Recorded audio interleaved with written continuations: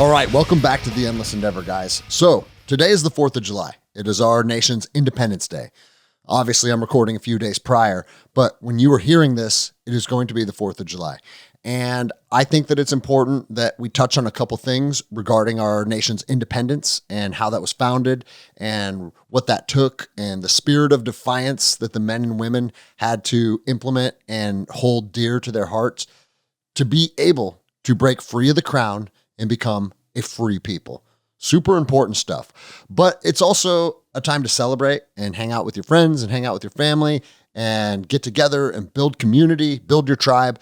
So this is going to be a short episode, guys. I'm going to touch on a couple things and we're going to wrap it up. And I want you guys to go out there and celebrate your independence with your friends and your family and enjoy being a free American, or as free as we can be considering the current state of things. And so to open this up, I wanted to play something. Andy Frisella texted this to me the day before yesterday. And again, I'm not trying to be a negative Nancy or a Debbie Downer. I am simply trying to allow people the opportunity to continuously understand that the fight's not over yet.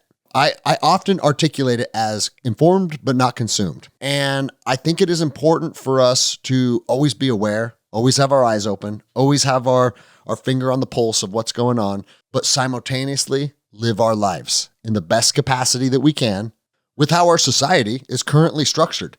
And sometimes it's frustrating, but we have to do that, right? We don't have another option. We can't give up. We can't just say, fuck it, it's too bad. This is too tough of a fight. And, if you push back too much, that this is going to happen or that's going to happen. We have to stay vigilant. We have to stay defiant. So I wanted to open up with what Andy sent me and kind of talk about it and share my thoughts on it and then talk about what's next. And so go ahead, guys, take a listen to this.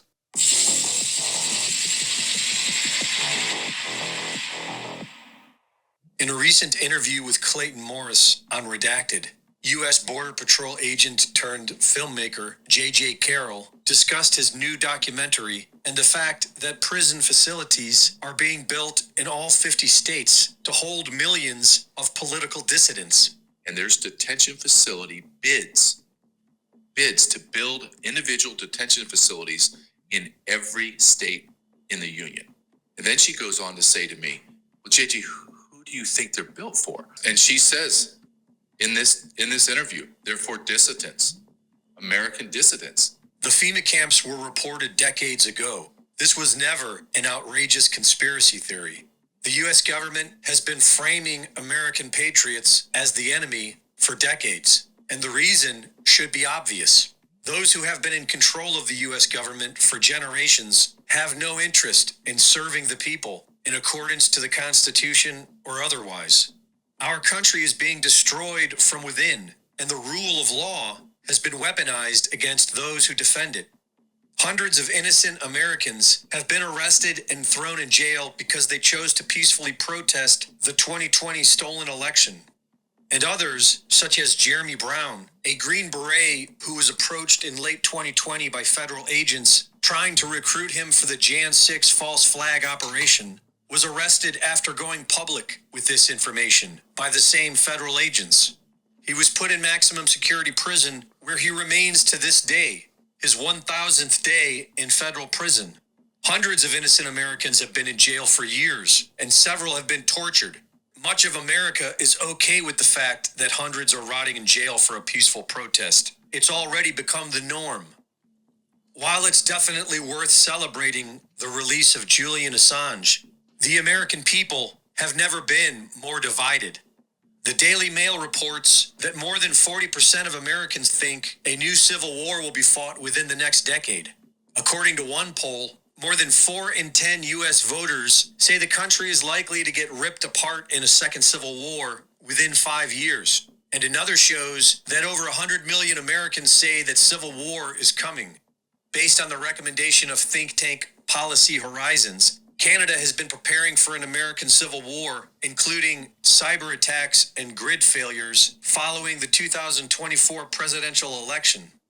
The soldiers of the New World Order are not going to die easy.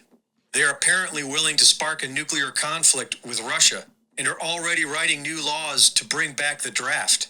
So women have never been required to register for the draft, but that could soon change thanks to lawmakers on Capitol Hill. Martha, good morning. The Senate version of the National Defense Authorization Act, which sets out military and national security priorities, would require women to register for selective service. It concludes, quote, "This is a necessary and fair step, making it possible to draw on the talent of a unified nation in a time of national emergency." Now, there are two different versions of this bill, one in the House, one in the Senate, so it's possible women in the draft could get dropped as lawmakers iron out the differences. So while women may get dropped from this bill, our government is bringing back the draft while provoking a major war with Russia. They have their bunkers, and they've already jailed hundreds for protesting an election. So they'll definitely jail draft dodgers and everyone else who stands in their way, unless we unite against them. All right. So, as with anything that you hear or you consume through your phone or on your television, there's obviously two sides of this, right? Is this just right-wing propaganda, stirring the pot, getting us fired up, keeping us in that state of fear? You know, I am not ignorant to the fact that everything that we consume has an element of propaganda to it. We've talked at lengths on this show about all the different aspects of 2020 that were an absolute psyop, all right? Lies, manipulation, coercion, all kinds of stuff that started at the top with the US government, or maybe even above that with their masters, right? But that doesn't necessarily mean that what we consume that's combating that is automatically all truth. You know, like in that little sound bit that you guys just heard, it said they're bringing back the draft. Or are they actively bringing back the draft? Or are they talking about changing the selective service? Because as far as I know, registering for the selective service is something that has been continuous for generations. And so I don't know, guys, but what I do know is people aren't drawing these conclusions on accident. People aren't fearful of our government doing the things that they're afraid they're going to do by accident. This is a result of how we've been treated by the government, and it may be causing more and more fear. That may lead to people exaggerating or overblowing things. But at the end of the day, I personally believe these things are rooted in truth. Now, I'm here to tell you guys that what is the solution to this? The solution is, as we talk about all the time, personal excellence. Personal excellence, building our own tribes of people, our own communities, our own physical bodies, our own capabilities, right? But the one thing that I want to talk about that we don't discuss very often is that your personal excellence is dog shit if it's not backed up by defiance. You can have the fittest, most capable men on planet Earth with all of the gear and all of the understanding and all of the knowledge. And if they don't have the ability to just draw a line in the sand and say, fuck you, then their personal excellence doesn't mean shit. So for me, personal excellence, the more I think about it, actually comes second to embracing your spirit of defiance. I would rather have a guy that is not super capable, not the most in shape, is not a steely-eyed killer, but man, he is down for resistance. He is down to push back. He will not accept tyranny. And you know what? That mentality is probably going to take you farther than someone that where the rubber meets the road, they crack due to fear. They crack due to lack of courage, which is what we talked about a few episodes ago. And so being the 4th of July, we have to know that the foundation of what this country was founded on was the spirit of defiance. We said to the Crown of England, fuck you. On July, well, it actually wasn't July 4th. It was July 2nd, 1776. The Continental Congress said, you know what? We are done being under English rule. And if you don't like it, fuck you, too bad.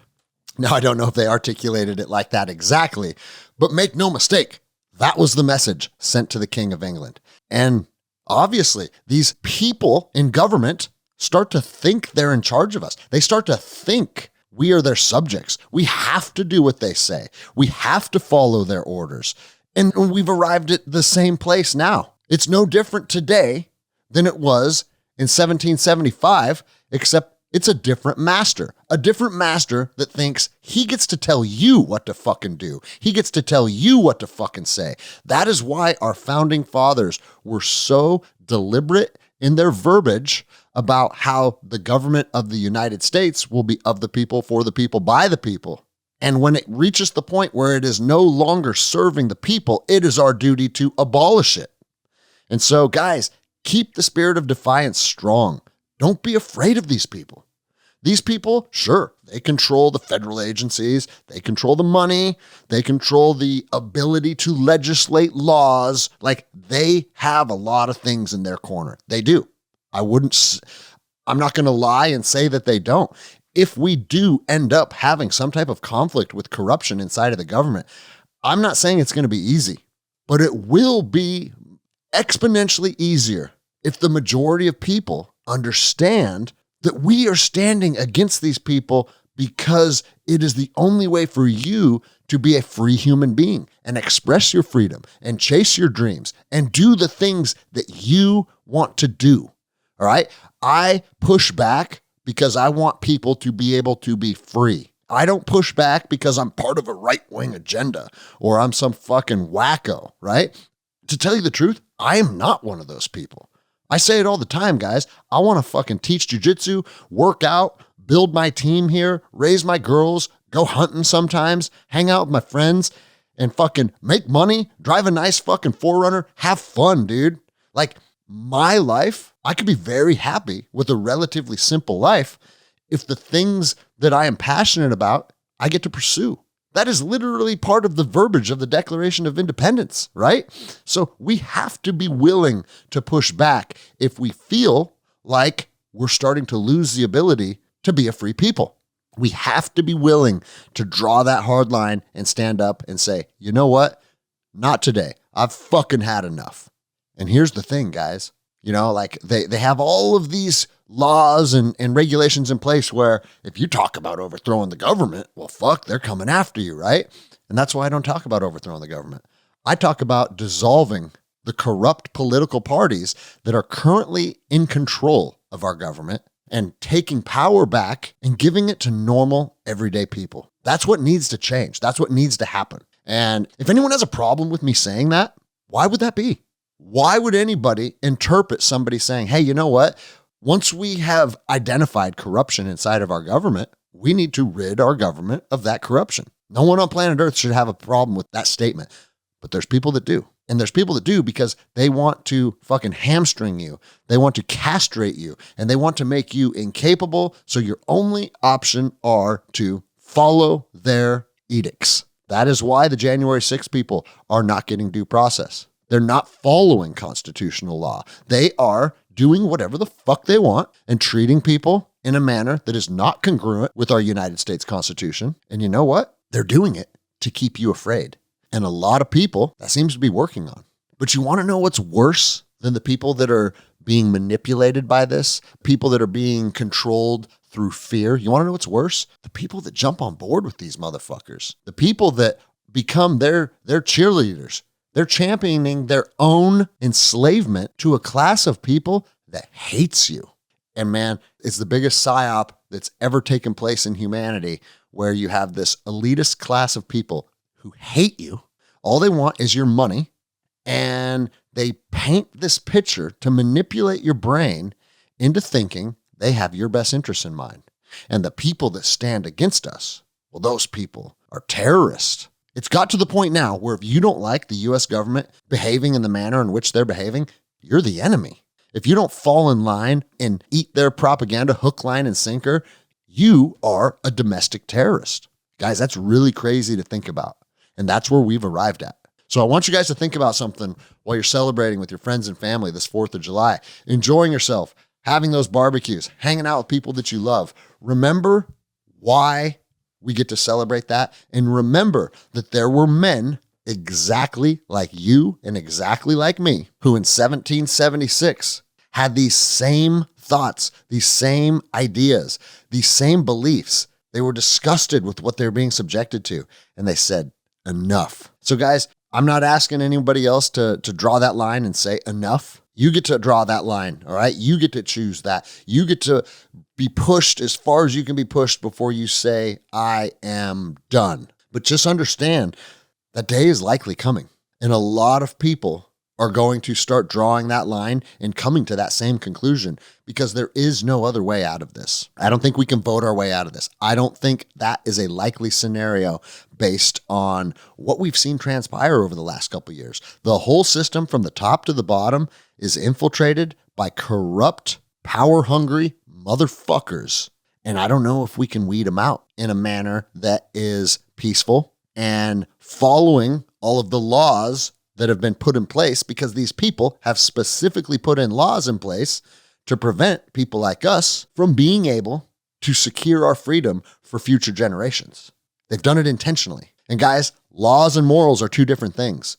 We can go down a list of laws that existed throughout history, and there was no morality behind them. There was no ethics behind them. So one thing that we talk about often, and Andy Frisella talks about it on his show often, remember guys, the enforcement arm of the U.S. government, the executive branch of the U.S. government, is mostly comprised of men like you and I. I was one of those men for a long time. Without their enforcement arm, without their foot soldiers, without their cronies that are willing to go do what they say, they are a toothless tiger. This could literally come to a screeching halt before it even kicks off. If the men and women that are in these positions of power, and I'm putting that in quotation marks, simply say, you know what? We've had enough. We're not doing it anymore. You fucking FBI agents, man. It's like you don't have the ability to think for yourself. You just do what the fuck you're told. And you're going around and you're investigating people for exercising their constitutional rights. And then when people say, get off my fucking front porch, I'm just doing my job, man. You don't want to be a fucking dick about it. You act like you're the victim. Fuck you. These ATF agents doing the same thing, going around being like, oh, hey, I found that there's a record of you owning this, and I'm just giving you a heads up that you better turn it in. Can we come in and take a look? No, you can't. Get the fuck out of here. Oh, so now you have a problem with me. And they take it personal. Like all you motherfuckers that are choosing to be advocates of a corrupt government and are choosing to follow orders of a corrupt government, go take a look in the fucking mirror, please. I understand they give you your paycheck, and I understand a lot of you pussies are too afraid to seek a paycheck outside of the government. But I also think that you need to understand that the consequences for not standing with the people when it becomes necessary to stand with the people are going to be a lot worse than missing a couple paychecks. It's going to be a lot worse than taking a pay cut and losing your benefits. So I implore you guys, please, before it's too late, fucking open your eyes and stand up for what's right. I've talked about it on the show a lot. Not a lot of cops stood up and pushed back against COVID. And the ones that did, they fucking railroaded us. And why do you think that is? Because they can't have men that are part of the enforcement branch of the government pushing back against the government. That scares the fuck out of them. They will stop at nothing to make sure that the men that are supposed to follow their orders continue to follow their orders. Look at my fucking story, guys. They fucking came hard simply because I said police officers need to respect people's constitutional rights. Think about that. It's a really, really heavy thing to think about when you take all of the fucking noise away and you just dissect that for what it is. Cops that said we support the Constitution, they hate. And if you can't draw the conclusion why that is, it's because your brain doesn't work, or it's because you have been manipulated by decades of propaganda. So on this 4th of July, guys, I want you to understand something. I want you to understand if you're late to the party, we still got a seat at the table for you. If you're ready to push back and you were apprehensive and you were nervous, and especially if you're a person who is in a position of law enforcement, you can push back too. You can be public about it. And if everybody stands up, it's done. But everybody won't stand up. I've lost faith that people will unify and people will push back. So what will inevitably happen is you're going to have the strongest of both sides enter into some kind of conflict, and the chips will fall where they may. But just remember, if you didn't take the opportunity to jump on the right team when it was available, don't come fucking crying 5 years later. No one wants to hear your apologies. No one wants to hear why you fucking decided to do what you were told because I had to keep my job. No one wants to hear that shit. If it gets much worse than it is now and you motherfuckers still follow orders, just understand something. You are the enemy. And that's the truth. You are the enemy of the people if you take your position of power to enforce Gavin Newsom's edicts. So like I say on the show all the time, guys, I want you to think about what's going on. I want you to sit down, have that hard conversation with yourself. Look at yourself in the mirror. Literally, look at yourself in the mirror and say, am I going to be on the right side of history? Are you going to be on the right side of history? If all this stuff were to blow up in our face today and it all gets sorted out through men sorting shit out like we've done for tens of thousands of years, are you going to be proud with the choices you made? Or are you hamstrung because you're afraid of taking a fucking pay cut? Because if that's who you are, shame on you. Shame on you. A lot of you motherfuckers would have been fucking standing up, screaming, long live the king. And you would have had King George III's cock in your mouth, doing whatever the fuck you were told. And it's disgusting. That's not who we are as a country. It's not who we are as Americans. I've said it on the show a lot, guys. I'm not hopeful that 2024 doesn't continue to bring more chaos into our lives, but I have felt a pendulum shift a little bit. I have felt a new energy emerge. And why I'm sharing this with you is because it excites me, because I think this new energy that I feel emerging is our ticket out of this mess. And I'm not sure, I can't quite put my finger on what this energy is, but if I had to guess, I think it is a result of more and more people opening their eyes and saying, oh, I see what's going on, and I see these people for who they are. Because it doesn't take a huge amount of people to be able to stop them. It really doesn't. But it takes enough people that are committed, that believe in the cause, and that believe and understand it may cost you everything. And if it costs you everything to secure a future for your children, guess what? Good. As Jocko says, good. What more honorable thing could a man hang his hat on than say, hey, you know what I did? I literally helped secure a peaceful future for my children and my grandchildren. Is there a more honorable thing you could do with your life?